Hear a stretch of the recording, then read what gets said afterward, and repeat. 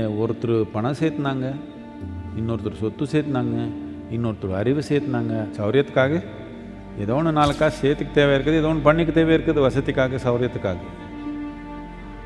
ஆனால் வாழாமே உணர்றாமே, உயிர் உணராமே வாழணும். உயிர் உணரணுன்னா நீங்கள் ஏதோ பெரிய பார்ட்டி பண்ணிக்கணும், இன்னொன்று பண்ணிக்கணும், அது பண்ணணும், அது இல்லை. அப்படியே டைம் போகிறது தெரியல. இதில் வந்துட்டான் யம தர்மராஜா.